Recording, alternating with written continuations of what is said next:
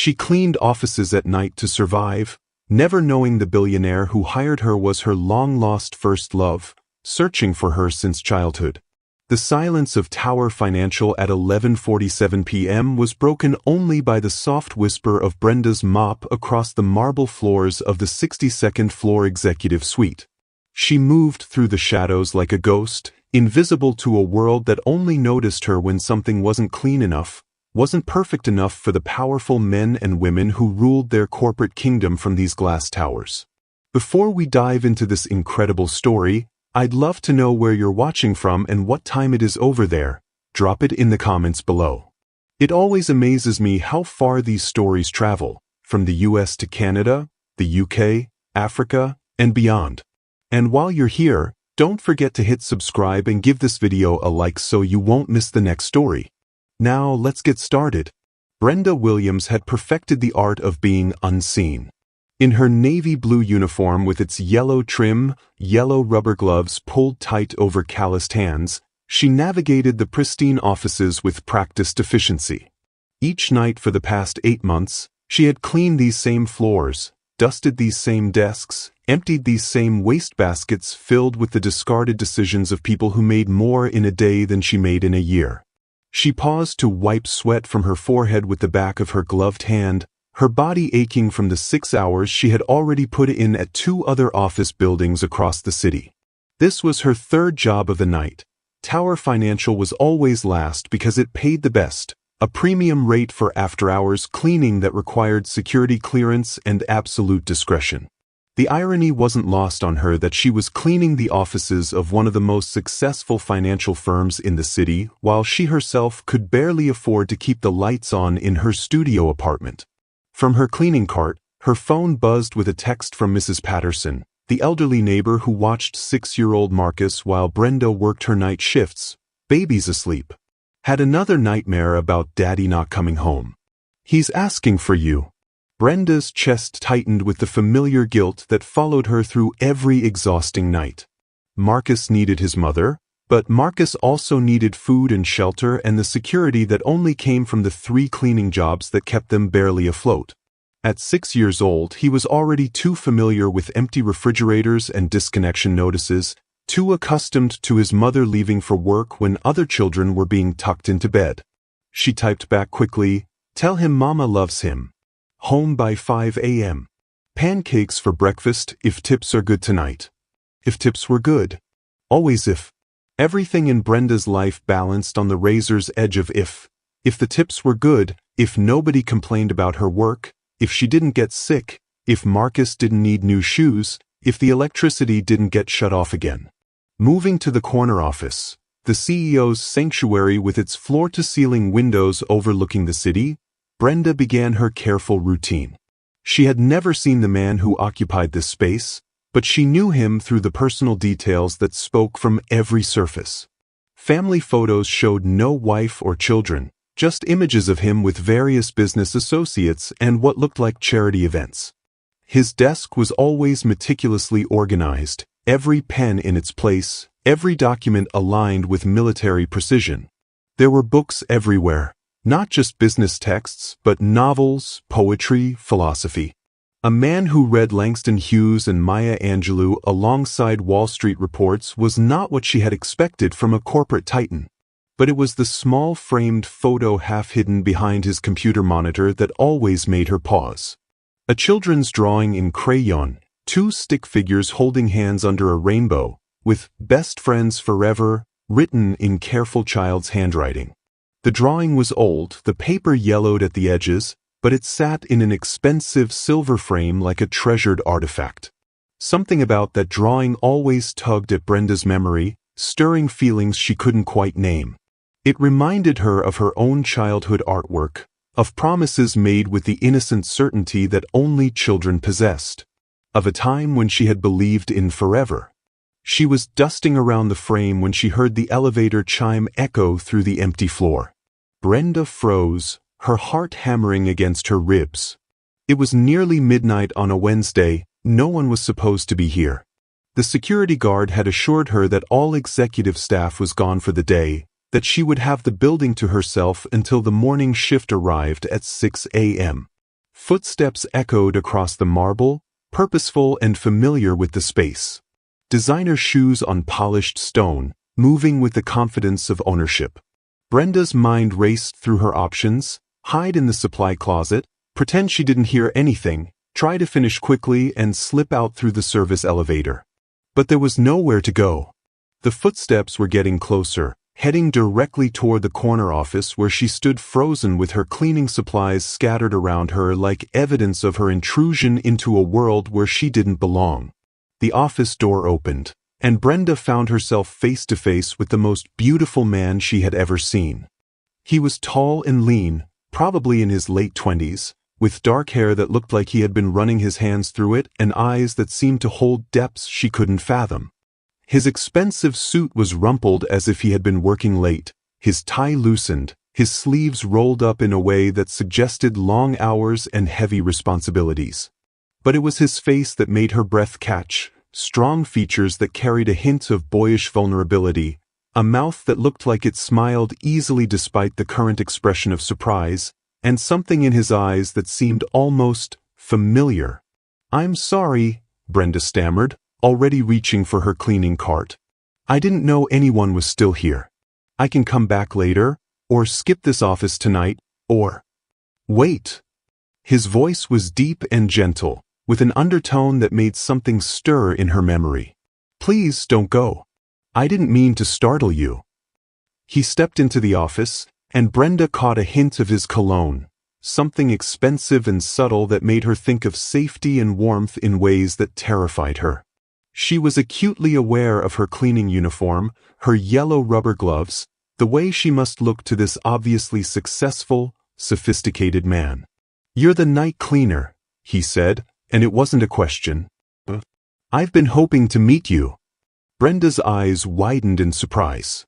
"You have? Your work is exceptional," he continued, moving closer until she could see golden flecks in his dark eyes. "Everything is always perfect when I come in each morning. But more than that."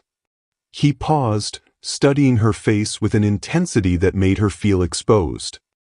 "Have we met before?" The question hung in the air between them, loaded with possibility and confusion.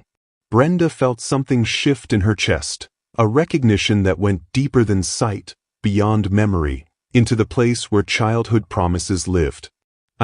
I don't think so," she said quietly, though even as she spoke the words, she wasn't sure they were true. He continued to study her face, his expression growing more puzzled by the moment. "There's something about you, your voice, maybe, or the way you—" He trailed off, shaking his head as if trying to clear it. "I should go," Brenda said, stepping toward her cart. "I'm sorry for disturbing your work, Mr. Foster," he said automatically. "Anthony Foster. But please call me Tony." Tony. The name hit Brenda like a physical blow, sending shockwaves through her entire body. Images flashed through her mind. A scrawny boy with too big clothes and a gap-toothed smile, a child who had shared his lunch with her when she had none, who had held her hand during thunderstorms at the group home, who had promised they would find each other no matter what happened. "Tony," she whispered, the word barely audible. He stepped closer, his eyes widening with recognition and disbelief. "Brenda? Brenda Williams?" The cleaning cart clattered to the floor as Brenda's legs gave out, memories crashing over her like a tsunami. Tony Martinez from Sunny Acres Children's Home, her best friend, her first love, the boy who had been torn from her life when she was 12 years old and he was 11, both of them screaming promises to find each other as social workers pulled them apart. "Oh my God," she breathed, looking at this successful, powerful man and seeing the child who had once drawn crayon pictures with her under the old oak tree in the group home's backyard. "Tony, is it really you?" Anthony Foster, formerly Tony Martinez, before the adoption that had given him a new name and a new life, stared at the woman before him, seeing past the cleaning uniform and the years of struggle to the girl who had been his whole world for 3 precious years. "Brenda," he said, her name breaking from his throat like a prayer answered after 15 years of searching. "I've been looking for you everywhere. Have you ever lost someone who meant everything to you, only to find them again when you least expected it? Sometimes the universe has a way of bringing soulmates back together. Share in the comments about a reunion that changed your life forever. Anthony Foster had built his empire on two driving forces: the determination to never be powerless again, and the unshakable belief that somewhere in the world, Brenda Williams was waiting for him to find her. Every business deal, every calculated risk, every sleepless night spent building Foster Financial had been motivated by the promise he had made to a 12-year-old girl 15 years ago. "I'll come back for you, no matter how long it takes." Now, standing in his corner office at nearly midnight, looking at the woman who had haunted his dreams for half his life, Anthony felt the ground shift beneath his feet in ways that had nothing to do with corporate mergers or hostile takeovers. Brenda was even more beautiful than the girl he remembered, though her beauty had been carved by struggle and hardship in ways that made his chest ache with protective fury. Her dark eyes still held the same spark of intelligence and strength that had first captivated him when they were children, but now they also carried shadows that spoke of battles fought alone, of burdens carried without help. "You've been looking for me?" Brenda asked, her voice trembling as she struggled to process the impossibility of this moment. "All these years?" Anthony knelt beside her, carefully helping her to her feet while his mind reeled with questions. "Every day," he said softly. "Every private investigator in the city, every database search, every lead that went nowhere." Brenda Williams seemed to have vanished from the face of the earth. "I got married," she said quietly, understanding dawning in her eyes. "When I was 19. My name was Brenda Johnson for 3 years. Then when David left." She gestured helplessly. "I went back to Williams, but by then I had already searched every Brenda Williams in the system," Anthony finished, pieces of the puzzle clicking into place. 3 years when you were invisible to anyone looking for your maiden name." They stood in silence for a moment, absorbing the cruel irony that had kept them apart while fate conspired to bring them together in the most unexpected way possible.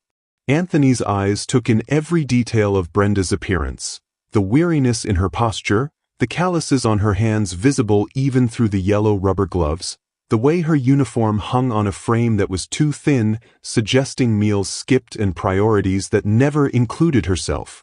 "Tell me about your life," he said gently. "Tell me everything."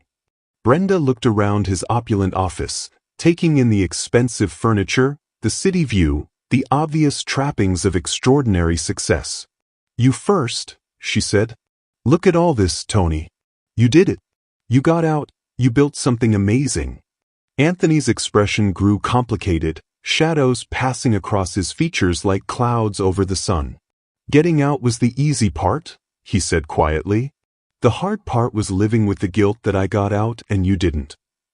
The admission hung between them, raw and honest in a way that cut through 15 years of separation like it had been 15 minutes.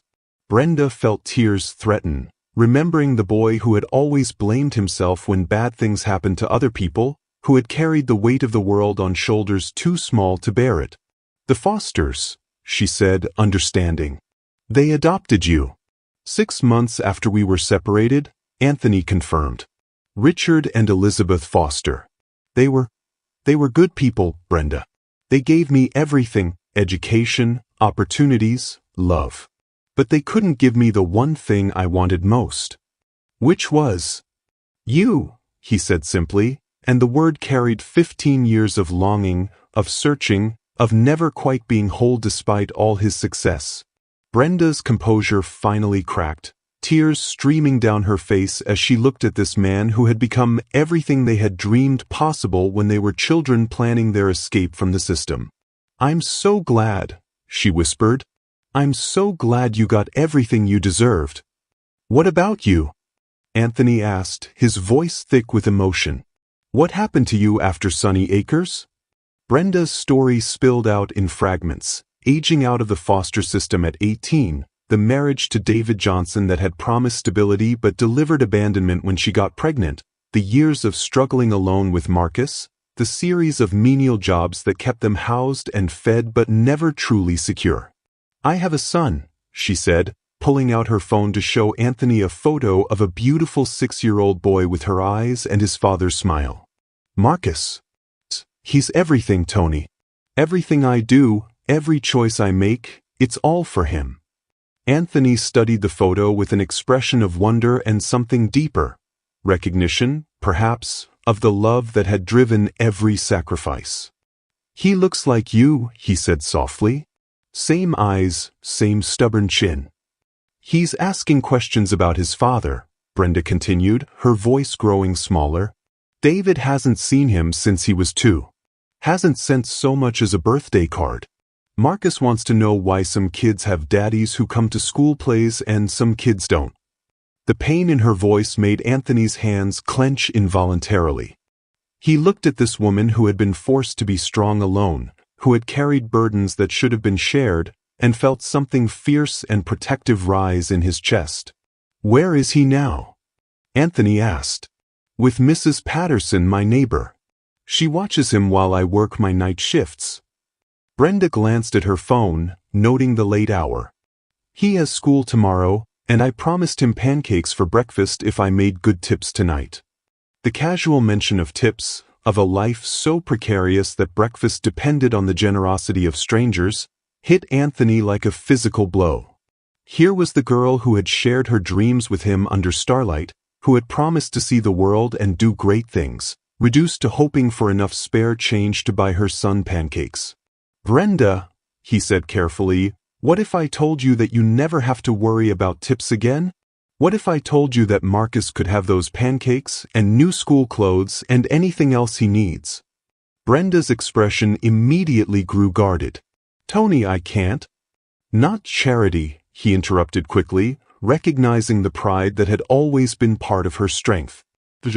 A real job, with a real salary and benefits and security for both of you. Doing what? Brenda asked skeptically. I clean offices, Tony. I don't have a college degree or business experience or... You have something more valuable than any degree, Anthony said firmly. You have integrity. You have work ethic. You have the same intelligence and determination that got us through 3 years in the system together. He paused, his voice growing softer. And you have my complete trust, which is something money can't buy. Brenda looked around the office again, at the evidence of Anthony's success, at the world he had built through sheer will and determination. What kind of job? My personal assistant, Anthony said without hesitation. I need someone I can trust completely, someone who understands what it means to fight for what matters. Someone who won't be impressed by the money or the power but will help me use both to do something meaningful. Tony. Brenda's voice was barely a whisper. The salary is $80,000 a year, Anthony continued, watching her eyes widen with shock. Plus full benefits, including the best health insurance and educational support for Marcus. There's a company daycare program, vacation time, and a signing bonus that should cover any immediate needs you and Marcus might have. Brenda stared at him, her mind struggling to process numbers that represented more financial security than she had ever dared to dream possible. Why? She whispered. After all these years, after everything that's happened, why would you do this for me? Anthony stepped closer, close enough that she could see the sincerity in his eyes, the depth of feeling that success in years hadn't diminished. Because 15 years ago, I made you a promise. I told you I would come back for you, that I would find you no matter what. His voice grew stronger, more certain. I may be 15 years late, but I'm here now. And I'm never letting you disappear from my life again. The silence that followed was filled with possibility and fear in equal measure.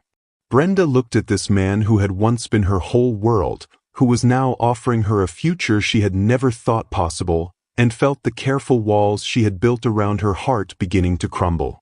There's something else you should know, she said quietly. Something that might change how you feel about having me around. Anthony's expression grew concerned. What is it? Brenda took a deep breath, preparing to reveal the truth that could destroy this miraculous reunion before it had truly begun. Marcus isn't just my son, Tony. He's the reason I've been invisible for the past 6 years. His father, David, he's not just absent. He's dangerous. There's a restraining order, and there are reasons I've stayed in jobs that pay cash, reasons I've tried to stay off anyone's radar. The confession hung between them like a challenge, a test of whether Anthony's feelings could survive the reality of her complicated life. But instead of backing away, instead of reconsidering his offer, Anthony's expression grew more determined. Then it's a good thing you found your way to someone who has the resources to make sure you and Marcus are safe, he said quietly. It's a good thing you found your way back to someone who would do anything to protect you. As they stood in his office, surrounded by the trappings of his success but connected by memories that transcended money and status, both of them felt the first tentative stirrings of hope that maybe, just maybe, some promises were worth keeping no matter how long it took to fulfill them. Sometimes the people we lose find their way back to us when we need them most. Have you ever reconnected with someone from your past who changed the entire direction of your future? Share in the comments about second chances that felt like miracles. The morning sun streaming through the windows of Foster Financial felt different to Anthony as he watched Brenda settle into her new office, a space adjacent to his corner suite that he had hastily converted overnight from a conference room into a proper workspace. She moved with careful precision, arranging her few personal belongings with the same attention to detail she had shown as a night cleaner, but now there was something else in her posture, the tentative hope of someone daring to believe that good things might actually last. It had been 1 week since their midnight reunion, 1 week since Anthony had convinced Brenda to take a leap of faith that would transform both their lives. The transition hadn't been seamless. There had been paperwork to rush through, HR, explanations to give to curious staff members, and the delicate matter of helping Brenda and Marcus move from their studio apartment to a safe, comfortable place that Anthony's security team had vetted and approved. But the most significant change wasn't in their circumstances, it was in the way they looked at each other when they thought no one was watching, like two people rediscovering a language they had spoken fluently as children but had forgotten how to use as adults. Mr. Foster? Patricia, the receptionist, appeared in Anthony's doorway with an expression of barely contained excitement. There's a reporter from the Business Journal here. She says she wants to discuss your recent personnel changes. Anthony's jaw tightened. He had been expecting this. Corporate journalists loved stories about mysterious new hires, especially when those hires seemed to come from nowhere and land in positions of influence. What's her name? Jessica Reynolds. She's quite persistent. Anthony glanced toward Brenda's office, where she was quietly reviewing his schedule for the day, completely absorbed in learning the intricacies of managing his professional life. She had thrown herself into the job with the same determination she had brought to everything else, working late to master complex systems and protocols, asking thoughtful questions that showed she understood not just the tasks but the reasoning behind them. Send her in, Anthony decided, but ask Brenda to join us first. When Brenda entered his office moments later, Anthony felt the familiar tightness in his chest that had become his constant companion since finding her again. She was wearing a navy blue dress suit that he had helped her select during a shopping trip that had felt both natural and strange. Natural because they had always taken care of each other, strange because the girl who had once worn hand-me-downs was now dressed like the successful professional she was becoming. Jessica Reynolds wants to ask questions about your hiring, Anthony explained. I want you here so you know exactly what's being said and asked. Brenda's expression grew wary. Tony, maybe I should stay out of this. If there's going to be scrutiny about my background. Your background is that you're the most qualified person I've ever hired, Anthony said firmly. And anyone who suggests otherwise will have to deal with me. Jessica Reynolds turned out to be a sharp-eyed woman in her 40s who took notes on everything and missed nothing. She settled into one of Anthony's guest chairs with the practiced ease of someone accustomed to extracting secrets from powerful people. Mr. Foster, there's been considerable interest in your recent hiring of Brenda Williams as your personal assistant, Jessica began, her pen poised over her notepad, particularly given that she seems to have come from unconventional backgrounds. Unconventional how? Anthony's voice carried a warning that made Jessica glance up from her notes. Well, according to my sources, Ms. Williams was working as a night janitor just last week. The transition from cleaning staff to executive assistant is unusual, to say the least. Brenda shifted in her chair, and Anthony could see her fighting the instinct to defend herself, to explain, to justify her worthiness for a position she had earned through competence and determination. Ms. Reynolds, Anthony said evenly, are you suggesting that hard work and dedication are somehow less valuable qualifications than a pedigreed resume? Not at all, Jessica replied smoothly. But surely you can understand why people might be curious about such a dramatic change in circumstances. Some are wondering if there might be a more personal element to this decision. The implication hung in the air like poison, and Anthony felt his temper flare with protective fury. But before he could respond, Brenda spoke up. Ms. Reynolds, she said quietly, what exactly are you asking? Jessica turned her attention to Brenda with predatory interest. I'm asking about the nature of your relationship with Mr. Foster. About whether this job offer was based on professional qualifications or other considerations. Brenda looked Jessica directly in the eye, and Anthony saw the strength that had carried her through years of struggle, the dignity that poverty and hardship had never been able to touch. Mr. Foster and I knew each other as children, she said calmly. We were separated by circumstances beyond our control, and we recently reconnected. He offered me this position because he knows my character and my work ethic. If you're asking whether our history influenced his decision, the answer is yes. He knows I'm trustworthy, reliable, and committed to excellence because he's seen me demonstrate those qualities over many years. And you're comfortable working for someone you have personal history with? I'm comfortable working for someone who sees my potential instead of my limitations, Brenda replied. Someone who judges me by my abilities rather than my previous circumstances. Anthony watched this exchange with growing admiration for Brenda's composure and growing irritation with Jessica's obvious agenda. Ms. Reynolds, is there a point to these questions? The point, Mr. Foster, is that Foster Financial has built its reputation on transparency and ethical practices. When the CO suddenly elevates a former cleaning lady to a position of significant influence, it raises questions about judgment, about possible conflicts of interest, about what exactly? Anthony interrupted, his voice dropping to the dangerous quiet that made boardrooms nervous. About helping someone achieve their potential? About recognizing talent regardless of its packaging? About the radical concept that a person's worth isn't determined by their job title. Jessica sensed she had pushed too hard but pressed forward anyway. There are rumors, Mr. Foster. About the speed of this promotion, about the generous salary, about the fact that Ms. Williams and her son were moved to a company-subsidized apartment. People are talking. Let them talk, Anthony said flatly. The only opinions that matter to me are those of people who understand that loyalty, intelligence, and integrity can't be bought. They have to be recognized and valued. Jessica scribbled furiously, clearly sensing a story that would generate significant attention. So you're confirming that there are personal elements to this professional relationship? Anthony looked at Brenda, seeing the fear in her eyes that their reunion was about to become public spectacle, that their second chance would be dissected and analyzed by people who couldn't understand what they had found in each other.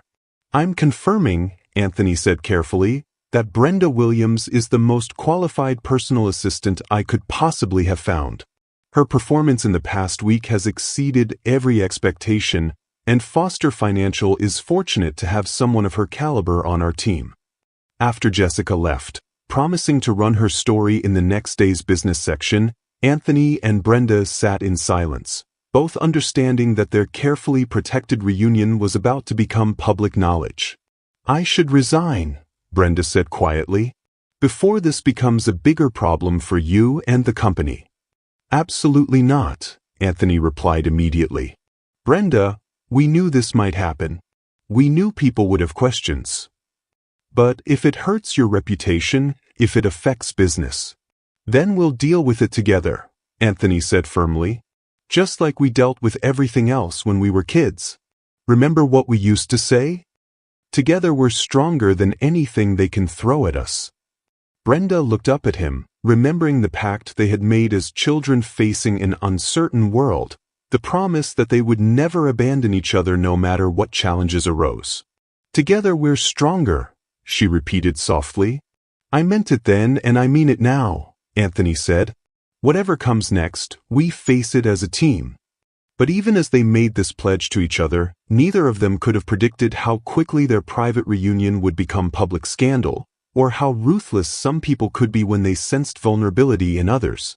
That evening, as Brenda tucked Marcus into bed in their new apartment, a safe, bright space that felt like a palace compared to their previous cramped quarters, her son looked up at her with the serious expression that meant he was working through complicated thoughts. Mama, Marcus said, the kids at school were asking about my new clothes and why we moved to a fancy apartment. What should I tell them? Brenda smoothed his hair, marveling at how quickly children adapted to change while adults wrestled with its implications. Tell them that sometimes good things happen to people who work hard and never give up hoping.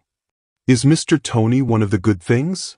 Marcus asked with the innocent directness that only children possessed.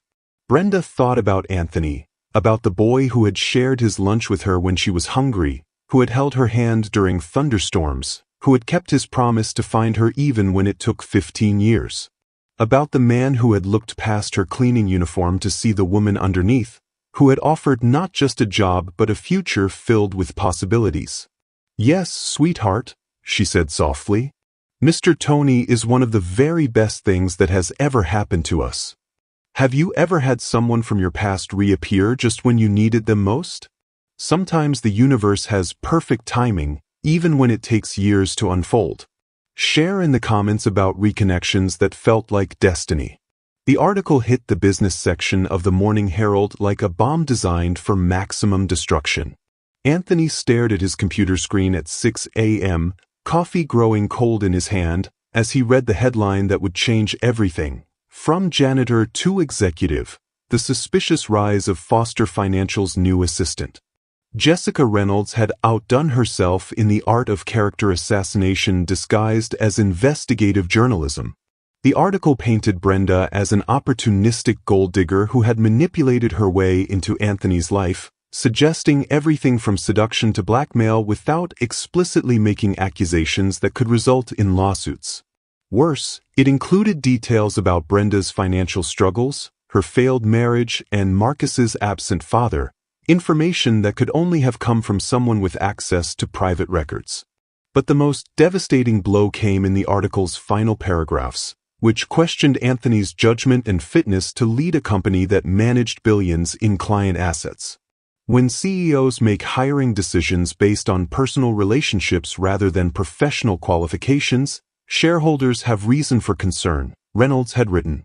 Foster Financial's clients deserve to know that their investments are being managed by people who prioritize sound business practices over sentimental attachments. Anthony's phone had been ringing since dawn, board members demanding explanations, clients asking nervous questions, reporters seeking comments on the scandal. By the time Brenda arrived at the office at 8 a.m., looking pale but determined, Anthony had already fielded a dozen calls and received 3 formal requests for emergency board meetings. "How bad is it?" she asked quietly, settling into the chair across from his desk. Anthony handed her a printout of the article, watching her face as she read through Reynolds's poisonous prose.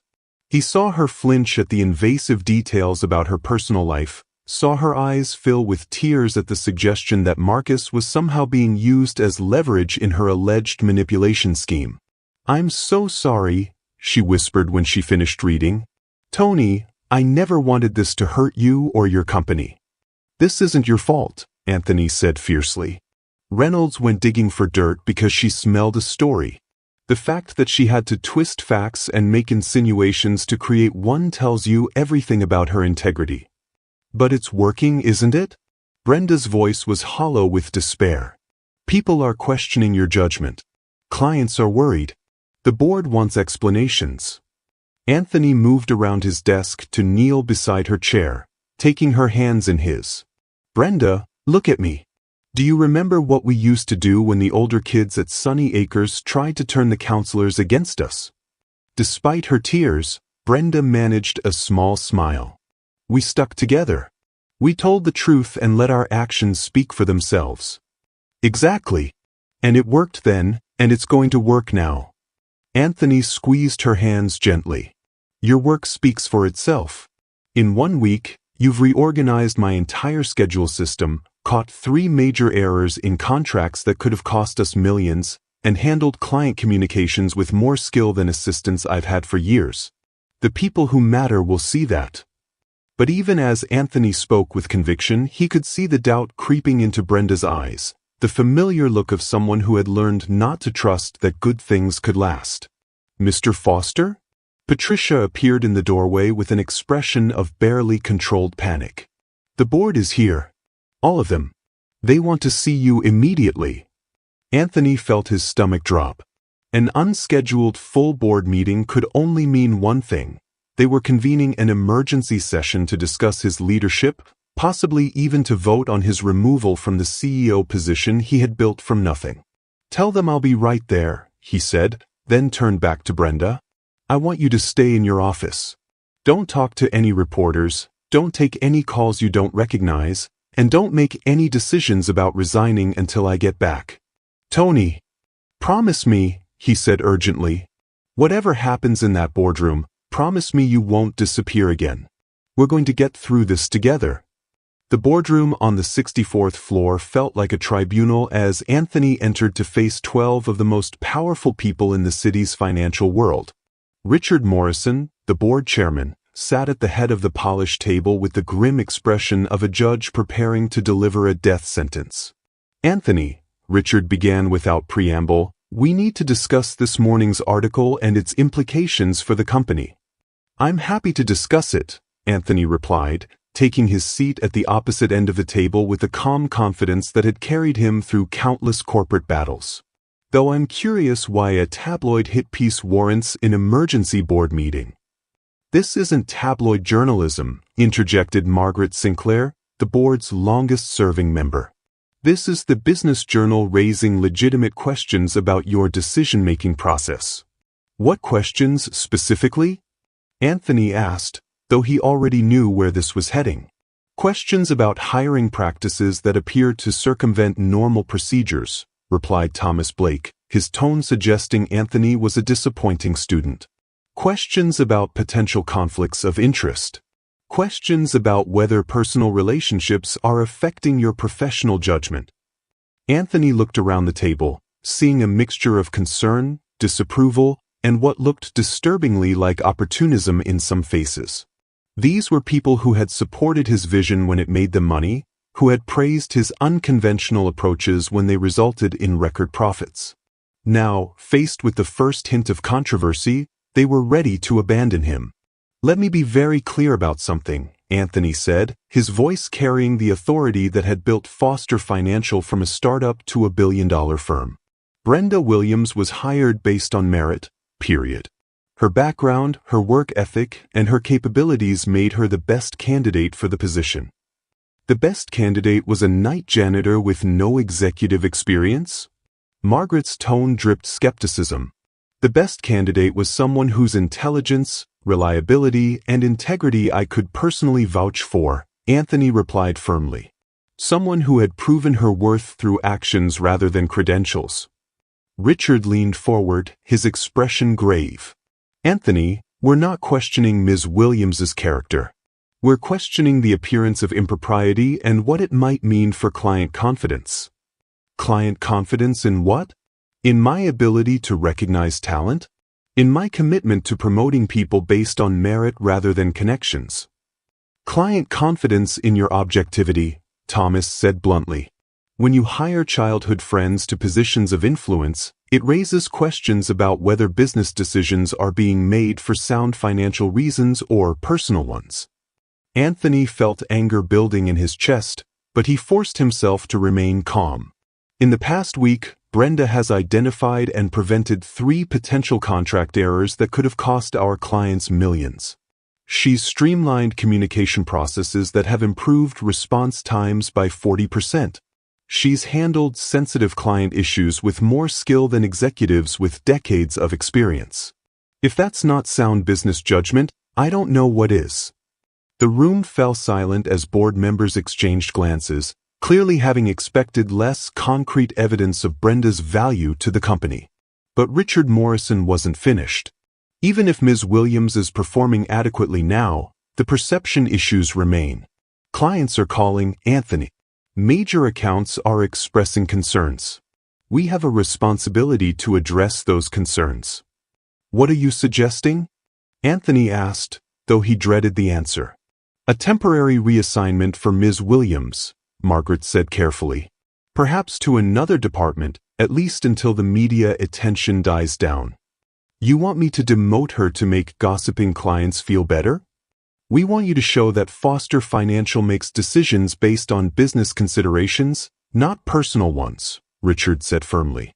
This isn't about punishment, it's about protecting the company's reputation. Anthony stood up, his chair scraping against the floor with finality. Gentlemen, ladies, let me make something crystal clear. Brenda Williams is the most qualified assistant I've ever had. She's earned her position through competence and dedication. If you think I'm going to sacrifice a valuable employee to appease people who judge worth by pedigree rather than performance, you've seriously misjudged me. Anthony, Richard's voice carried a warning. The board has a fiduciary responsibility to protect shareholder interests. If your personal feelings are compromising your professional judgment. My personal feelings? Anthony's composure finally cracked. My personal feelings tell me that a company that abandons employees at the first sign of controversy isn't a company worth leading. My professional judgment tells me that giving in to gossip and prejudice is exactly the kind of weakness that destroys businesses from the inside. He moved toward the door, then turned back to face the table of people who had helped him build his empire and were now ready to tear it down. You have 2 choices. You can trust the judgment that has made this company phenomenally successful, or you can find yourselves a new CEO who's more willing to compromise his principles for the sake of appearance. The silence that followed was deafening. Anthony could see the shock on several faces. They had expected him to bend, to negotiate, to choose the company over the woman. Instead, he was forcing them to choose between him and their fears. We'll need time to discuss this, Richard said finally. Take all the time you need, Anthony replied. But understand that some decisions can't be undone. Some bridges, once burned, can't be rebuilt. As Anthony left the boardroom, he felt the weight of 15 years of work hanging in the balance. But when he thought about Brenda in her office downstairs, probably convinced that her presence in his life was destroying everything he had built, he knew he had made the right choice. Some things were worth more than money or power or the approval of people who mistook compromise for wisdom. Some promises were worth keeping no matter what they cost. Sometimes standing up for what's right means risking everything you've worked for. Have you ever had to choose between protecting someone you cared about and protecting your own interests? Share in the comments about times when doing the right thing came with a price. Anthony found Brenda standing by the floor-to-ceiling windows in her office, staring out at the city skyline with tears streaming silently down her face. In her hands was a resignation letter, the crisp white paper trembling as she held it like a weapon pointed at her own heart. "Don't," he said quietly from the doorway. She turned, and the pain in her eyes hit him like a physical blow. "It's over, isn't it? The board meeting. They want me gone." Anthony closed the door behind him and moved to stand beside her at the window. "They want me to reassign you. To hide you away until the media storm passes." "And what did you tell them?" "I told them that if they want to find a new CEO who's willing to abandon employees at the first sign of trouble, they're welcome to start looking." Brenda's eyes widened in shock. "Tony, you didn't. Please tell me you didn't risk your company for what?" Anthony interrupted gently. "For the most important person in my life? For the woman I've been searching for 15 years to find? For someone who's shown more integrity in 1 week than some people show in a lifetime. This is insane, Brenda said, her voice breaking. You built Foster Financial from nothing. It's your life's work. You can't throw it all away because of some misguided sense of loyalty to a childhood friend. Anthony took the resignation letter from her hands, crumpling it up and tossing it into the wastebasket. Is that what you think this is? Misguided loyalty? What else could it be? Brenda demanded, desperation making her voice sharp. We were children, Tony. We made promises that children make, dreamed dreams that children dream.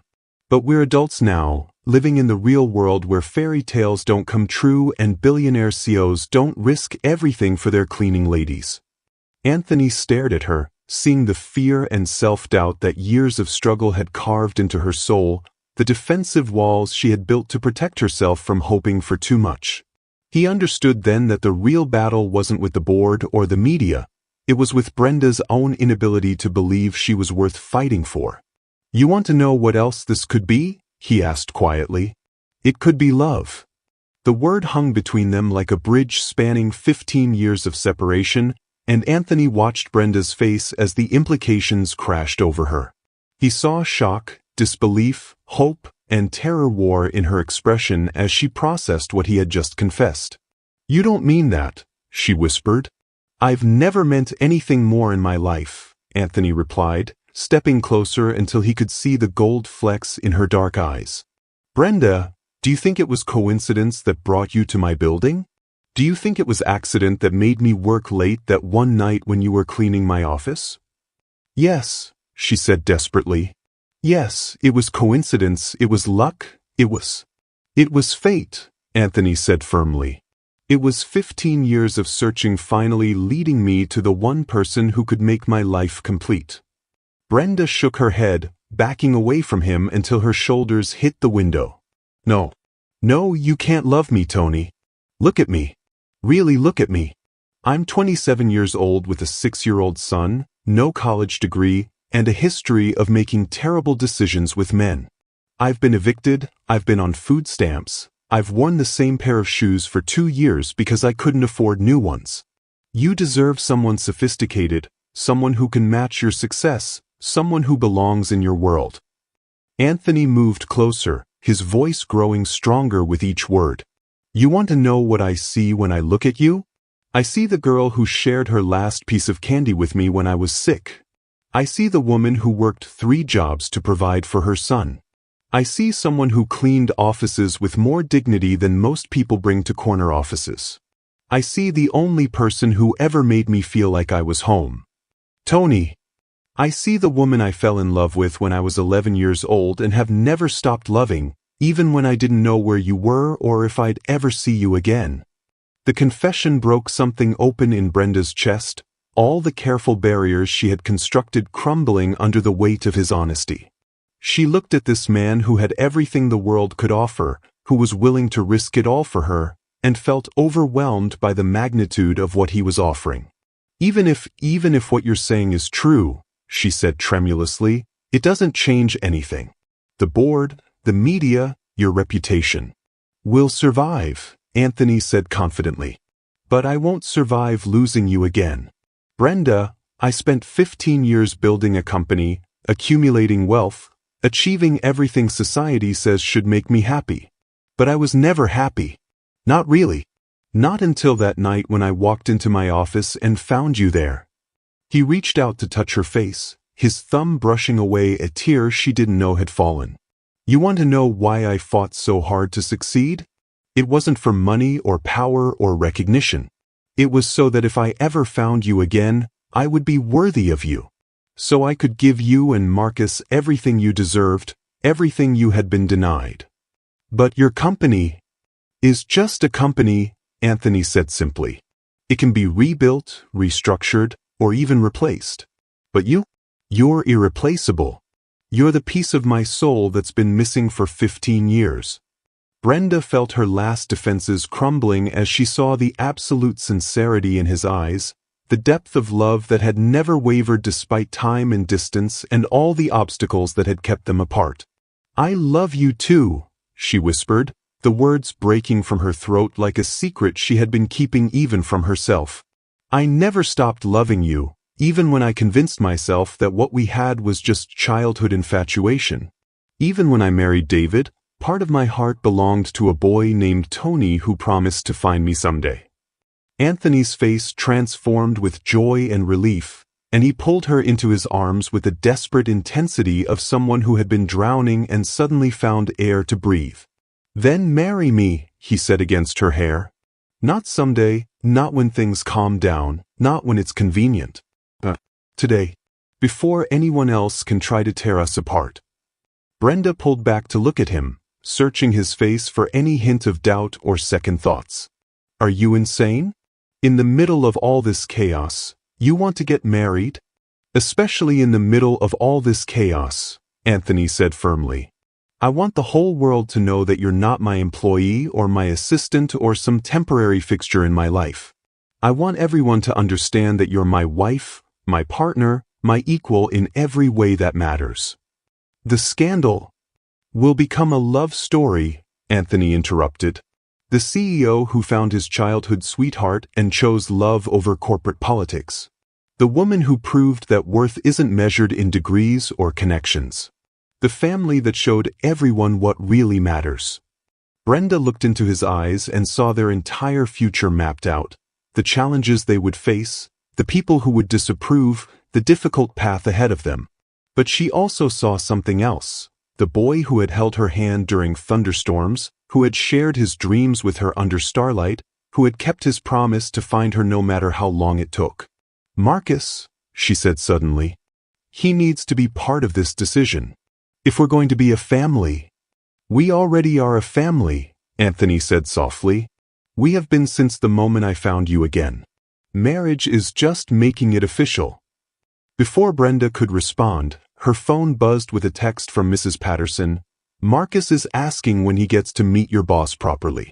The boy has questions." Anthony read the message over her shoulder and smiled. "Then let's go answer them. Together." As they left the office hand in hand, walking toward a future that was uncertain but filled with love, neither of them noticed the figure watching from the corridor, Jessica Reynolds, who had been lurking in the building with a photographer, hoping to catch more evidence of their alleged impropriety. Instead, she had witnessed something far more dangerous to her narrative. Two people who clearly loved each other with the kind of authentic devotion that couldn't be faked or manipulated. The kind of love that might just be strong enough to survive anything the world could throw at it. But Jessica Reynolds wasn't ready to let go of her story. If she couldn't destroy them with accusations of manipulation, she would find another way to tear them apart. After all, everyone had secrets, and even the strongest love had its breaking point. Sometimes the greatest risk we can take is being completely honest about our feelings. Have you ever had to choose between playing it safe and fighting for love? Share in the comments about moments when vulnerability led to your greatest victories. The ambush came at Marcus's school pickup on a Tuesday afternoon, 3 days after Anthony's public declaration of love had turned their private reunion into front-page news. Brenda was walking across the playground toward her son when a microphone was shoved in her face and cameras began rolling. "Ms. Williams." Jessica Reynolds's voice cut through the afternoon air like a blade. "Care to comment on the allegations that you've been lying about your past?" Brenda froze, her heart hammering as she saw Marcus running toward her with his usual after-school excitement, completely unaware that his world was about to be shattered by strangers with cameras and cruel intentions. "I don't know what you're talking about," Brenda said quietly, trying to position herself between the reporters and her approaching son. "We have documentation," Jessica continued relentlessly, "showing that you've been hiding the real reason your marriage ended. That your ex-husband David Johnson didn't just abandon you. He left because of your alleged drug use and neglect of your child." The lie hit Brenda like a physical blow, so unexpected and vicious that she actually staggered backward. Around the playground, other parents had stopped to stare, their expressions shifting from curiosity to judgment as they absorbed the implications of what was being broadcast. "That's not true," Brenda whispered, but her voice was lost in Jessica's continued assault. "We also have sources confirming that you've been manipulating Anthony Foster since you were children, that your entire reunion was orchestrated to gain access to his wealth. Some are calling it the longest con in corporate history." "Mama?" Marcus had reached her side, his small hand tugging on her jacket as he looked up at the cameras with confusion and growing fear. "Mama, what are these people saying about you?" Brenda knelt down to Marcus's level, trying to shield him from the microphones and flashing cameras, but there was nowhere to hide. The playground that had been their safe space, where Marcus played with friends who didn't care about his mother's past or their previous poverty, had become a battlefield. "We need to go home, baby," she said softly, taking his hand. But Jessica wasn't finished. "Ms. Williams, do you deny that you spent time in rehabilitation for substance abuse? Do you deny that Child Protective Services investigated you for neglect?" The questions were designed to destroy, each one carefully crafted to sound plausible while being completely false. Brenda had never used drugs, had never been investigated by CPS, had never been anything but a devoted mother who had sacrificed everything for her son's well-being. But the damage was done. She could see it in the faces of the other parents, in the way they pulled their children closer, in the whispered conversations that would spread through the school community like wildfire. "Mama, why are they saying mean things about you?" Marcus asked, his voice small and frightened. "Because sometimes people lie to hurt others," Brenda said, her voice breaking as she realized that her son was now part of this nightmare, that his innocent life was being dragged into a war he didn't understand. The footage was online within an hour, edited to make Brenda's denials sound weak and her protective stance around Marcus look suspicious. Social media exploded with comments from people who had never met her but were suddenly experts on her fitness as a mother and her motives for being with Anthony. Anthony found her that evening sitting on the floor of their apartment's living room, Marcus asleep in her lap while she stared at her phone with hollow eyes, reading comment after comment questioning her character, her parenting, her right to love and be loved. "Turn it off," he said gently, kneeling beside them. "They're calling for CPS to investigate," Brenda said in a monotone voice. "They're saying Marcus should be removed from my care for his own protection. They're saying I'm a drug addict, a con artist, an unfit mother who's using her child to manipulate you." Anthony felt rage build in his chest like a physical force. He had been dealing with his own battles, board members demanding his resignation, clients threatening to pull their accounts, lawyers advising him that his relationship with Brenda was creating liability issues for the company. But seeing her broken, seeing Marcus's confused fear, made everything else irrelevant. "None of it is true," he said firmly. "It doesn't matter," Brenda replied. "True or false, the damage is done." Marcus heard it, Tony. He heard strangers call his mother a drug addict and a liar. He's 6 years old, and now he's going to wonder if the terrible things they said might be real. Anthony looked down at Marcus, sleeping peacefully despite the chaos surrounding their lives, and felt his heart break for this innocent child who was paying the price for adults' cruelty. "We'll fight it," he said. "We'll sue them for defamation, for harassment." "With what lawyer?" Brenda asked bitterly. What reputable attorney is going to want to associate with the woman who's supposedly destroying Foster Financial? And even if we could find one, even if we could prove the stories are false, how long would that take? Months? Years? How long is Marcus supposed to live under this cloud? Anthony had no answer because she was right. The legal system moved slowly while public opinion moved at the speed of social media. By the time they could prove the accusations false, Marcus would have endured months of whispers and stares, of classmates who had heard their parents discussing whether his mother was really a drug addict. "There's something else," Brenda continued, her voice growing smaller. "Mrs. Patterson called. She can't watch Marcus anymore. Her daughter saw the news story and told her she was worried about liability, about what people would think if they knew she was caring for the child of a suspected drug user." The final blow landed with devastating precision. Mrs. Patterson had been more than a babysitter. She had been Marcus's surrogate grandmother, the stable presence who had helped raise him while Brenda worked multiple jobs. Now even that relationship was being poisoned by lies designed to isolate them completely. "I've been thinking," Brenda said, still not meeting Anthony's eyes, "about what's best for Marcus. About what kind of life he's going to have if I stay with you, if we keep fighting this."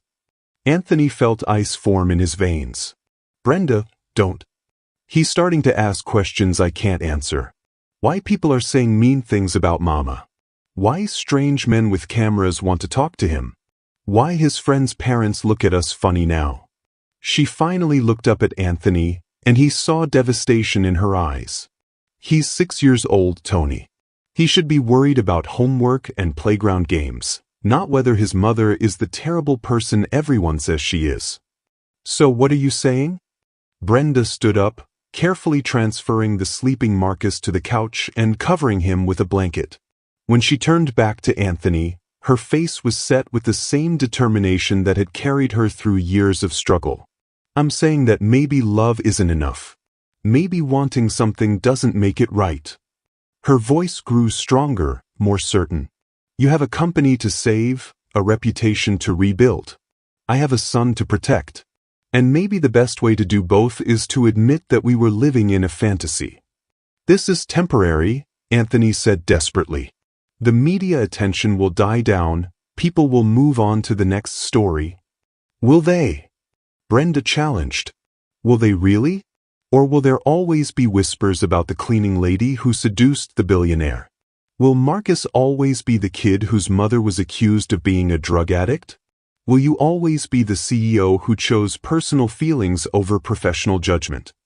Anthony wanted to argue, wanted to promise that they could weather any storm together.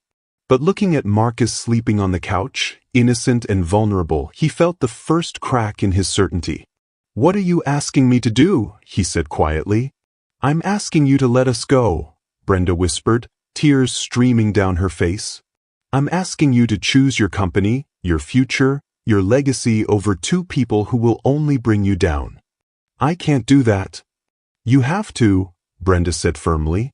"Because if you don't, if you keep fighting for us, we'll all lose everything. You'll lose Foster Financial, I'll lose Marcus to whatever new accusations they dream up, and he'll lose the chance to have a normal childhood." The apartment fell silent except for Marcus's soft breathing and the distant sound of traffic far below. Anthony looked at this woman who had been his childhood dream and his adult salvation, who was now asking him to abandon her for her own protection, and felt something die inside his chest. "There has to be another way," he said desperately. "There isn't," Brenda replied with heartbreaking certainty. "Sometimes love means knowing when to let go." As Anthony left that night, walking away from the two people who meant more to him than everything else combined, he understood that some battles couldn't be won through determination alone. Some enemies were too cruel, too willing to destroy innocent children in pursuit of their goals. But understanding didn't make the choice any less devastating, or the future any less empty without them in it.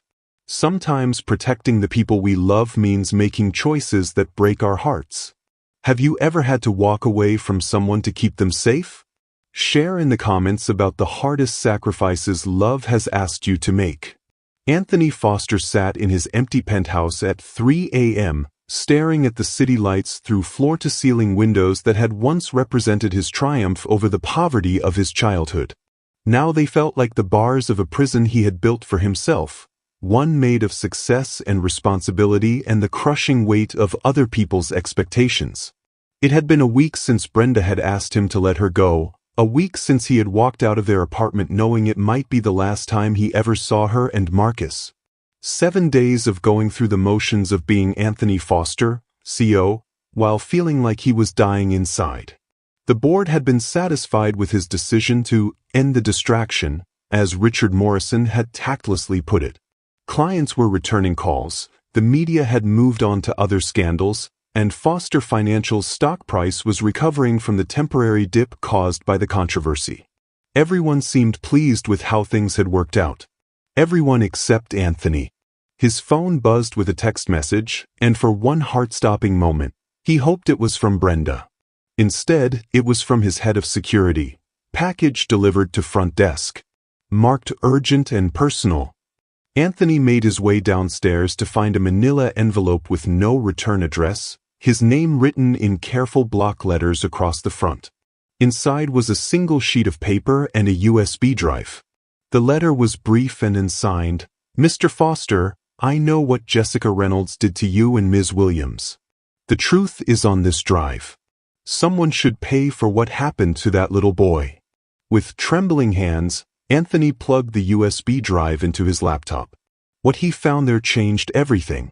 Audio recordings of phone conversations between Jessica Reynolds and someone identified only as DJ revealed a conspiracy that went far beyond vindictive journalism. The voice Anthony now knew belonged to David Johnson, Brenda's ex-husband, had been feeding Jessica information and lies in exchange for payment, with the specific goal of destroying Brenda's relationship with Anthony. "She thinks she's so much better than me now," David's voice crackled through the speakers. "Living in some fancy apartment, playing house with a billionaire. Well, let's see how long that lasts when the whole world thinks she's a junkie who abandoned her kid." Jessica's response made Anthony's blood boil. The drug angle is perfect. Impossible to disprove quickly, devastating to her credibility as a mother. Will plant just enough doubt to make everyone question her fitness. The recordings detailed everything. David's motivation: he wanted custody of Marcus to spite Brenda and gain access to Anthony's wealth. Jessica's methods: fabricated sources, manipulated photos, strategic ambush interviews, and their timeline for destroying Brenda's reputation completely. But the most damning evidence came at the end of the final recording, where Jessica and David discussed their ultimate goal. Once Foster dumps her and she loses the kid, she'll have nothing left. She'll disappear, and we can both move on to more profitable targets. Anthony played the recordings 3 times, feeling rage and vindication war in his chest. Here was proof that Brenda was innocent, that every accusation had been orchestrated lies, that she had been willing to sacrifice their love to protect him from a conspiracy she hadn't even known existed. But mixed with the vindication was something deeper and more painful: the realization of how completely he had failed her. While she had been fighting to protect their family from attacks she couldn't understand, he had been focused on saving his company's reputation. While she had been willing to sacrifice everything for his sake, he had let her believe she was the problem. By 6 a.m., Anthony had made his decision. He called his head of security, his lawyer, and his publicist, setting in motion a plan that would either restore Brenda's reputation and reunite their family, or destroy his own career in the most spectacular fashion possible. "I need a press conference," he told his publicist. "This morning." Every major outlet, live-streamed, completely transparent. "Anthony, what's this about? We just got the media attention to die down." "It's about telling the truth," Anthony said firmly. "All of it. And I need you to find Brenda Williams and Marcus. I need them there when I do this." "Sir, I'm not sure involving Ms. Williams again is wise from a PR standpoint." "I'm not asking for PR advice," Anthony cut him off. "I'm asking you to find the woman I love and bring her home where she belongs."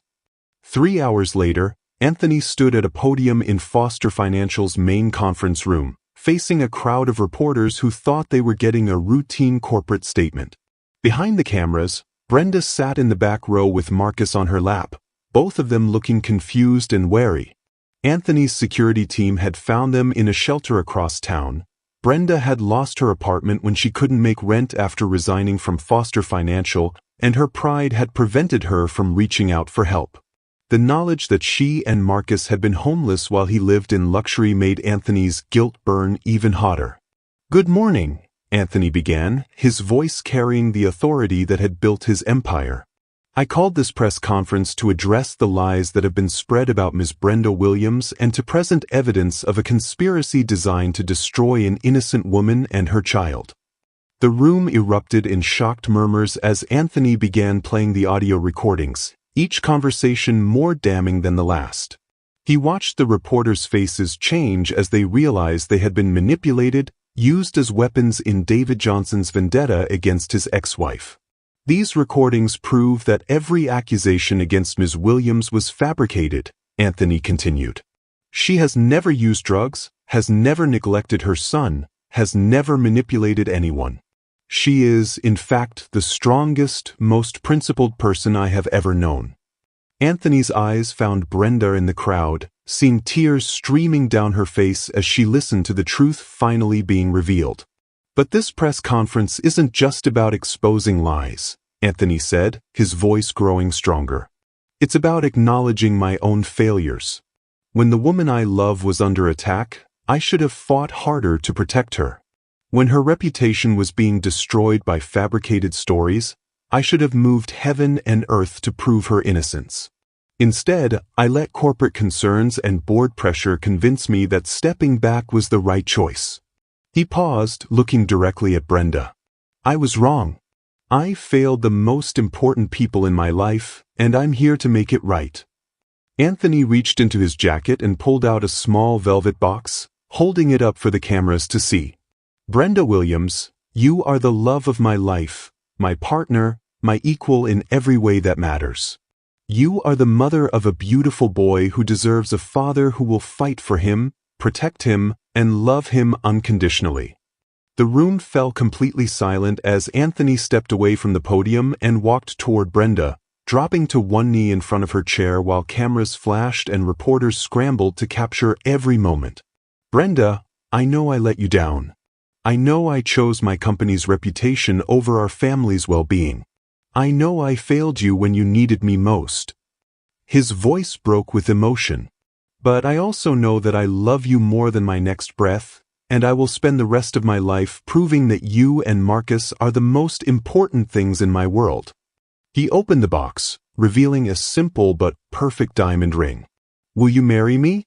Will you let me be Marcus's father? Will you give us another chance to build the family we dreamed of as children? Marcus, who had been watching the proceedings with wide eyes, suddenly spoke up in the clear, carrying voice that only children possessed. Mama, is Mr. Tony asking to be my real daddy? Brenda looked down at her son, then at Anthony kneeling before them with his heart laid bare for the world to see, then at the roomful of reporters who had come expecting corporate damage control and found instead a love story that transcended scandal and circumstance. Yes, baby, she whispered, her voice thick with tears. I think he is. Can we say yes? Marcus asked with the innocent directness that made several reporters wipe their eyes. I really want a daddy, and Mr. Tony makes really good pancakes. Brenda laughed through her tears, looking at Anthony with love and forgiveness that he knew he didn't deserve but would spend his lifetime earning. Yes, she said, loud enough for every camera to hear. Yes, we can say yes. As Anthony slipped the ring onto her finger and pulled both of them into his arms, the room erupted in applause from reporters who had come to cover a story and found themselves witnessing something much more powerful, the triumph of love over lies, of truth over manipulation, of family over everything else. Later, as the three of them sat together in Anthony's penthouse while Marcus explored his new home with delighted wonder, Brenda turned to the man who had kept every promise he had ever made to her. What happens now? She asked. With the company, with David, with everything? Anthony pulled her closer, watching Marcus discover the balcony with its spectacular city view. Now we build our life together. The company will survive or it won't. I've learned there are things more important than corporate success. David will face criminal charges for his part in the conspiracy. And Jessica Reynolds will find out what happens when you attack the wrong family. He paused, looking down at the ring on her finger. But mostly now we get to be happy. We get to be the family we always dreamed we could be. Sometimes the bravest thing we can do is admit when we've made mistakes and fight to make them right. Have you ever had to choose between pride and love, between safety and truth? Share in the comments about moments when vulnerability led to your greatest victories. The courtroom was packed beyond capacity 3 months after Anthony's public proposal, with every major news outlet covering what the media had dubbed the love story trial. David Johnson sat at the defendant's table looking smaller and more desperate than the arrogant man who had orchestrated a campaign to destroy his ex-wife's life, while Jessica Reynolds faced her own charges in a separate proceeding that would determine her journalistic future. Anthony held Brenda's hand tightly as they listened to prosecutor Janet Hayes detail the conspiracy that had nearly torn their family apart. Marcus sat between them, quiet but attentive in the way children become when they sense the importance of adult proceedings, occasionally whispering questions about why the mean man who told lies about Mama looked so sad now. Ladies and gentlemen of the jury, Prosecutor Hayes addressed the 12 people who would decide David's fate. This case isn't just about defamation or harassment. It's about a man who was so consumed by jealousy and greed that he was willing to destroy his own son's mother to satisfy his need for revenge. The evidence was overwhelming. The audio recordings Anthony had received from the anonymous whistleblower, later revealed to be David's own brother, disgusted by the conspiracy, painted a clear picture of premeditated character assassination. Phone records showed dozens of calls between David and Jessica Reynolds. Bank records revealed payments totaling $15,000 for fabricated stories and manipulated photographs. But the most damaging testimony came from David himself, when his lawyer's attempts to portray him as a concerned father backfired spectacularly. Mr. Johnson, Prosecutor Hayes asked during cross-examination, in the past 4 years since you left your wife and infant son, how many times have you attempted to contact Marcus? David shifted uncomfortably in his chair. The situation was complicated. Brenda made it difficult. The question was how many times, Mr. Johnson? A simple number. I don't recall exactly. The answer is 0, Hayes said firmly, presenting phone records into evidence. 0 calls, 0 letters, 0 birthday cards, 0 Christmas presents. 0 attempts to contact your son until you decided you could use him as leverage to hurt his mother. The courtroom was silent except for the sound of Marcus whispering to Brenda, "Mama, why didn't my first daddy ever want to talk to me?" Brenda's quiet response carried clearly in the hushed room. Some people aren't ready to be parents, baby. But that doesn't mean there's anything wrong with you. It just means we had to wait for the right daddy to find us. Marcus nodded solemnly, then looked at Anthony with the trust that had become absolute over the past months. Mr. Tony is the right daddy, isn't he? Yes, sweetheart, Anthony said softly, his voice thick with emotion. I'm your daddy now, and I always will be.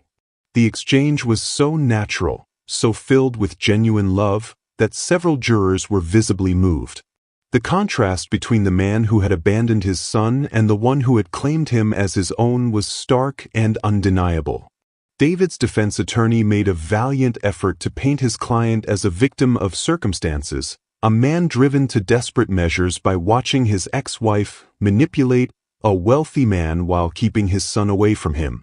But the evidence was too strong, the recordings too clear, the damage too extensive. When the jury returned after just 2 hours of deliberation, their faces told the story before the foreman even spoke. In the matter of the state versus David Michael Johnson, on the charge of criminal harassment in the first degree, we find the defendant guilty. On the charge of conspiracy to commit defamation, we find the defendant guilty. On the charge of attempted extortion, we find the defendant guilty. David's face crumpled as the guilty verdicts were read, the weight of his choices finally crashing down on him. Judge Martinez sentenced him to 18 months in prison, 5 years probation, and a permanent restraining order preventing any contact with Brenda or Marcus. But for the family sitting in the front row, the real victory wasn't David's conviction. It was the complete vindication of Brenda's character and the legal foundation for the life they were building together. Jessica Reynolds' trial the following week was equally decisive.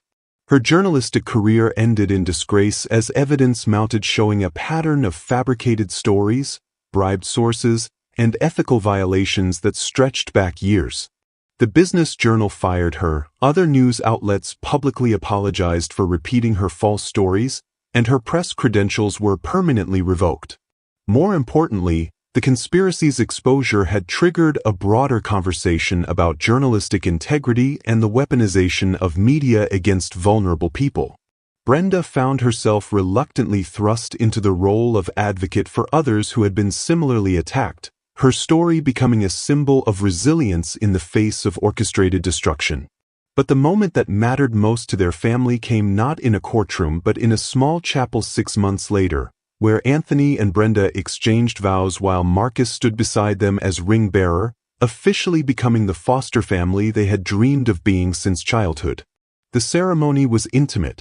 Just Patricia from the office, Robert the investigator who had helped expose the conspiracy, Mrs. Patterson who had returned to their lives with tearful apologies, and Dr. Harrison who had overseen Marcus's transition into his new life.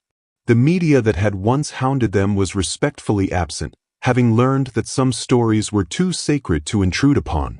"Anthony," Brenda said as they stood at the altar, "15 years ago, you promised to find me no matter how long it took. You kept that promise, and you gave me something I never dared to hope for, a real family built on love and truth." Her voice grew stronger as she continued. "I promise to never doubt again that we belong together, that our love is worth fighting for, that the family we've built is stronger than any force that tries to tear us apart." Anthony's response was interrupted by Marcus tugging on his jacket. "Daddy," the boy whispered urgently, "you forgot to say the important part." "What important part, buddy?"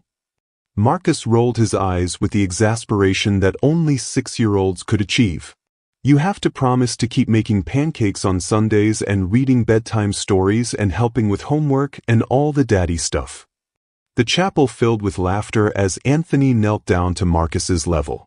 "I promise," he said solemnly, "to make pancakes every Sunday, to read bedtime stories every night, to help with homework even when the math gets really hard, and to be the best daddy I can possibly be for the rest of my life."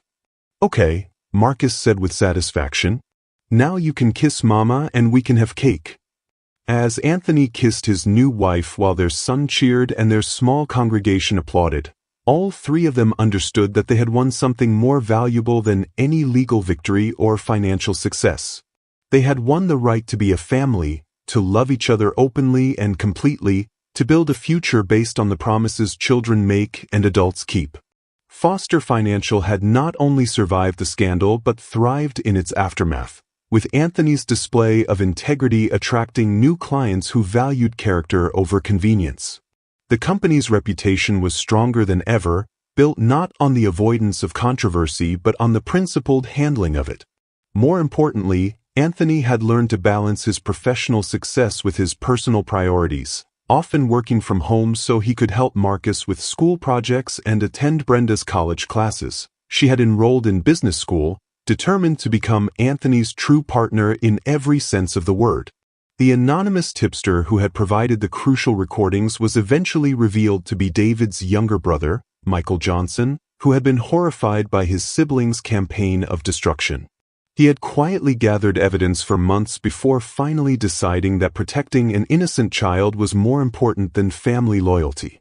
As the trial coverage faded and the media attention moved on to other stories, the Foster family settled into the rhythm of ordinary happiness. School plays and family dinners, homework sessions and weekend adventures, the daily miracles of a love that had survived separation, scandal, and sabotage. One evening, as Anthony helped Marcus with a school project about family trees, the boy looked up with the serious expression that meant deep thoughts were brewing. "Daddy," Marcus said, "my teacher says some families are born and some families are chosen. Which kind are we?" Anthony looked across the room at Brenda, who was grading papers from the business law class she was auditing, her wedding ring catching the light as she worked. He thought about the children they had been, the promises they had made, the years they had spent searching for each other, and the family they had chosen to create against all odds. "We're both kinds, buddy," he said softly. "We were born to be together, but we chose to fight for it when the world tried to tear us apart. That makes us the strongest kind of family there is." Marcus nodded with satisfaction and returned to his project, carefully drawing 3 stick figures under a rainbow. A family portrait that looked remarkably similar to the childhood drawing that still sat in Anthony's office, faded but treasured, a reminder of promises kept and dreams fulfilled. As the city lights twinkled beyond their windows and their small family worked together in comfortable quiet, none of them could have imagined that their love story was just beginning, that the trials they had survived were merely the foundation for the extraordinary life they would build together. Some promises, Anthony reflected as he watched his wife and son, were worth waiting 15 years to keep. And some loves were strong enough to survive anything the world could throw at them. When love is real and promises are kept, even the darkest trials become part of a beautiful story. Have you ever witnessed or experienced a love that survived impossible odds? Share in the comments about the moments when you knew that some bonds are truly unbreakable. 5 years later, the morning sun streamed through the windows of the Foster family's home, a sprawling house in the hills overlooking the city, with a garden where children could play and room enough for the love that had grown to fill every corner. The sound of laughter echoed through the kitchen as 11-year-old Marcus Foster attempted to teach his 3-year-old sister Emma how to crack eggs without getting shells in the pancake batter. "No, Emmy," Marcus said with the patient authority of a big brother, "you have to tap it gentle, like this." See, Emma Foster, born 2 years after Anthony and Brenda's wedding, watched with the intense concentration that only toddlers could achieve, her dark curls bouncing as she nodded seriously. She had Anthony's eyes and Brenda's stubborn determination, a combination that promised interesting teenage years ahead. "I do it myself, Marky," Emma declared, reaching for another egg with chubby fingers that had already left flour handprints across the kitchen counter. Anthony watched this scene from the doorway, still marveling at the ordinary miracles of their life together. Marcus had grown tall and confident, excelling in school and showing a natural aptitude for business that made Anthony proud. More importantly, he had grown into a young man who was kind, thoughtful, and fiercely protective of his little sister, qualities that spoke to the love and security that had shaped his childhood. "Need backup?" Anthony asked, rolling up his sleeves as he entered the kitchen. "Daddy," Emma squealed, abandoning her egg-cracking lesson to run into Anthony's arms with the enthusiasm that made every morning feel like Christmas. "We making pancakes for Mama." "Are we?" Anthony lifted her up, pressing a kiss to her forehead while breathing in the sweet scent of childhood that clung to her skin. "And why are we making pancakes for Mama?" "Because it's Mother's Day," Marcus said with the slightly superior tone that 11-year-olds had perfected, "and because Mama's been working really hard on her presentation for the board meeting." Anthony smiled with pride, thinking of Brenda upstairs in their home office, putting the finishing touches on the proposal that would make her the youngest vice president in Foster Financial's history. She had graduated from business school summa cum laude 3 years ago and had quickly proven herself invaluable to the company, bringing fresh perspectives and innovative solutions that had helped them expand into new markets. But more than her professional success, Anthony was proud of how she had grown into her role as his equal partner in every aspect of their lives. The woman who had once cleaned his office at night now sat beside him in board meetings, offering insights that often surpassed his own. She had become not just his wife but his closest advisor, his fiercest advocate, and his most trusted confidant. "Is Mama still sleeping?" Emma asked, though the question was answered by the sound of Brenda's footsteps on the stairs. "Good morning, my beautiful family," Brenda said as she entered the kitchen, looking polished and professional in a navy blue suit that complemented her natural elegance. The uncertain young woman who had once apologized for her presence in Anthony's office had been replaced by someone who moved through the world with quiet confidence and unshakable self-worth. "Happy Mother's Day, Mama," Marcus and Emma chorused, while Anthony moved to kiss his wife good morning, still feeling the flutter of attraction that 5 years of marriage hadn't diminished. "Thank you, my loves," Brenda said, accepting hugs from both children while Anthony poured her coffee, black with 1 sugar, exactly as she had preferred it since they were teenagers sharing stolen moments in the group home kitchen. As they settled around the breakfast table, Anthony reflected on the journey that had brought them to this moment of perfect contentment. The trials they had faced, the media attacks, the legal battles, the moments when it seemed like their love might not be enough to overcome the forces aligned against them, felt like stories from another lifetime. Foster Financial had not only survived their very public romance, but had thrived because of it. Anthony's willingness to fight for his family had attracted clients who valued integrity over convention, and the company's reputation for putting people before profits had made it one of the most respected firms in the industry. More importantly, their story had inspired others. The scholarship fund they had established for single mothers had helped dozens of women achieve financial independence. The mentorship program Brenda had created paired at-risk youth with successful professionals, giving children like they had been a chance to envision different futures. "Daddy," Emma said, maple syrup decorating her chin as she worked her way through a stack of pancakes, "tell the story about when you and Mama were little." It had become a family tradition, the bedtime story about two children in a group home who had promised to find each other no matter what, who had been separated by circumstances beyond their control, who had spent years searching until fate brought them together in the most unexpected way.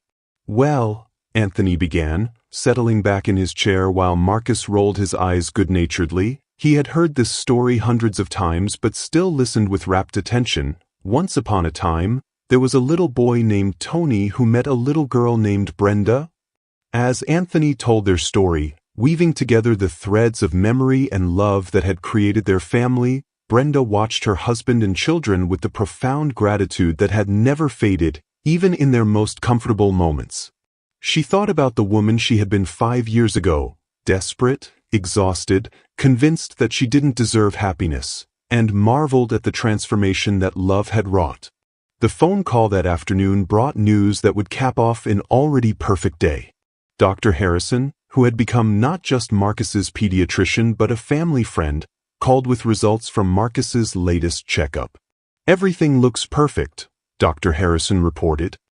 "He's healthy, happy, and showing no lingering effects from the stress of his early years. Whatever you and Anthony are doing, keep it up." That evening, after Emma had been tucked into bed and Marcus had finished his homework, Anthony and Brenda sat together on their back deck, watching the city lights twinkle below while sharing a bottle of wine and the comfortable silence that came with complete understanding. "Any regrets?" Anthony asked, a question that had become ritual between them, a way of acknowledging how dramatically their lives had changed and confirming that they still chose each other every day. "Only one," Brenda said, settling more comfortably against his shoulder. Anthony tensed slightly.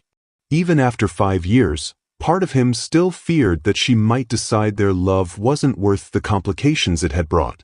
"I regret," Brenda continued, "that we lost so many years, that we couldn't watch each other grow up, couldn't share all those experiences that shaped us into the people we became." Anthony relaxed, understanding her meaning. "But if we hadn't lost those years, would we appreciate this as much? Would we understand how precious it is to have found each other again?" "Probably not," Brenda admitted. "Sometimes I think about that scared 22-year-old cleaning offices at night, convinced she didn't deserve anything good. I want to tell her that happiness is coming, that love is real, that fairy tales do come true if you're brave enough to believe in them. And sometimes I think about that 11-year-old boy promising to find you someday," Anthony replied. "I want to tell him that it will take longer than he expects, that the path will be harder than he imagines, but that every struggle will be worth it for moments like this." They sat in comfortable silence, both lost in thoughts about the children they had been and the adults they had become, about the promises that had sustained them through years of separation and the love that had made those promises worth keeping. "There's something else I want to tell you," Brenda said, her voice carrying a hint of the excitement she had been trying to contain all day. Anthony turned to look at her, noting the glow in her eyes that he had learned to associate with particularly good news. "The board approved my proposal," she said, unable to suppress her smile any longer. "The youth mentorship program is getting full funding, and they want me to oversee implementation across all our regional offices." Anthony felt pride swell in his chest as he pulled her into his arms. "That's incredible, sweetheart. You're going to change so many lives." "We're going to change lives," Brenda corrected. "This is our dream, Tony.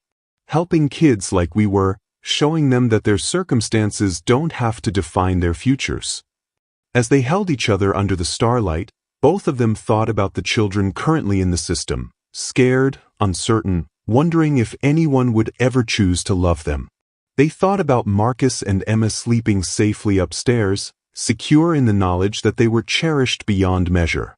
They thought about the legacy they were building together, one that extended far beyond financial success to encompass the kind of love that could heal wounds and create hope where none had existed before. "I love you," Anthony said, the words carrying 5 years of gratitude for second chances and unexpected miracles. "I love you too," Brenda replied, her voice soft with contentment. "Forever and always, just like we promised when we were kids." Far below them, the city hummed with the lives of millions of people, each pursuing their own dreams, facing their own challenges, searching for their own versions of happiness. Some would find it, others would keep searching, but all would be part of the great human story of hope persisting in the face of impossible odds. And in one house on a hill overlooking that sprawling metropolis, a family slept peacefully, bound together by promises kept and love that had proven stronger than time, distance, and every obstacle the world had placed in their path. They had found their way back to each other against all odds, and in doing so, they had discovered that some fairy tales are worth waiting for, no matter how long it takes for them to come true. Sometimes the most beautiful love stories are the ones that take years to unfold, the ones that prove that real love is worth waiting for, fighting for, and believing in even when hope seems impossible. What promises are you brave enough to keep, no matter how long it takes? Share in the comments about the love that's worth waiting for in your own life. Thank you for watching this story to the end. If you enjoyed this story, you will surely love the next one. It's as crazier and more intriguing as you can ever imagine. So do check it out. Click on the image showing on your screen right now to watch the next one.